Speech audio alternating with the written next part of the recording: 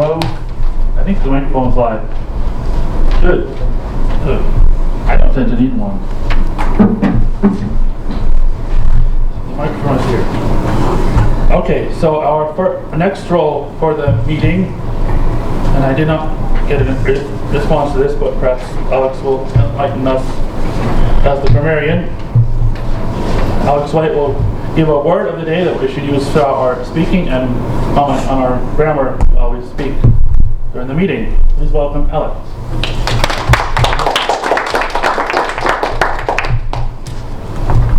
I sent my thoughts to Brendan, I think just a couple hours ago, so you didn't see them, but I'll share with you what I wrote. I admire and was always fascinated by my maternal grandmother, whom we called Nana. One of my favorite family memories, is of Nana telling us stories of her childhood, surviving as an orphan and a vagabond in Italy during World War II.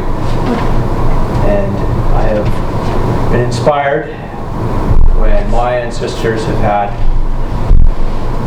passed through difficult times and challenges. It's given me courage and inspiration to do the same in my own life. As the grammarian, my role is to help members improve grammar and vocabulary. In a couple ways that I do this, I will monitor language and grammar. I will also watch and take note of the use of filler words, like, etc. I also introduce the word of the day that everyone here is encouraged to use. The word is filio, meaning suitable to or due from a son or daughter,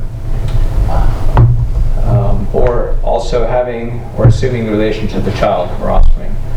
It derives from the Latin filius, meaning son, or filia, meaning daughter. You might suspect that filia is also the source of the word filly, meaning a young female horse or a young girl, but it's not.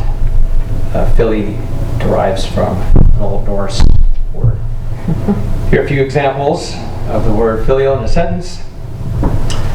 In Confucian and Chinese Buddhist ethics, filial piety is a virtue of respect for one's parents, elders, and ancestors. 2. The new village has a filial relationship with the original settlement. 3.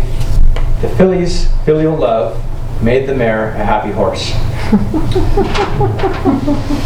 Brendan.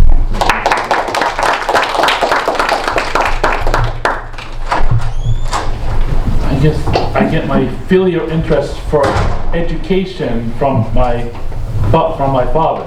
Does that make sense? Yeah. I really wanted to try that out. Okay. So next role is Robert Eisenberg with the thought joke, and he had this thought: I have two wonderful daughters who have taught me a lot about growing up. Please welcome Robert.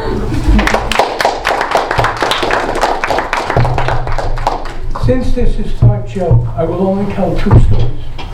So you can put some thought behind the story. This happened down in Florida. There's a card game, a poker game that goes on every single Wednesday. And it was a pretty heated game, but one guy was taking a lot of riddling because they say he's too conservative to play poker. He never really takes a challenge. Well, this really got to him. And in one hand, he bet $500 and lost. Well, he thought about it a couple hours later, and he had a heart attack and died right there at the table. They continued the game as if nothing happened. And at the end of the game, one of them said, you know, we really have to go over to his house and tell his wife. Rosenberg said, I'll do it, I'm good at that. So he goes over to the house and he knocks on the door, and she says, what do you want? Doesn't let him in. He says, I want to tell you that your husband lost $500 in one game in one hand. She says, tell him to drop dead. He says, not a problem, I'll do that.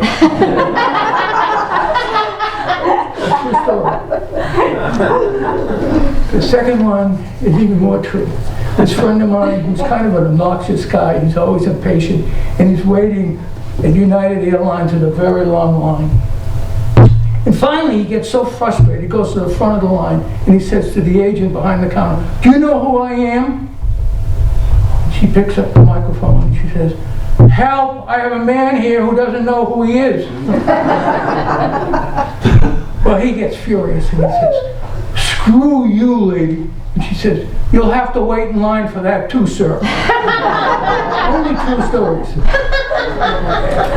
And does anybody know here that next week it's a speech contest? Has it been announced? Here? We have a speech contest next week.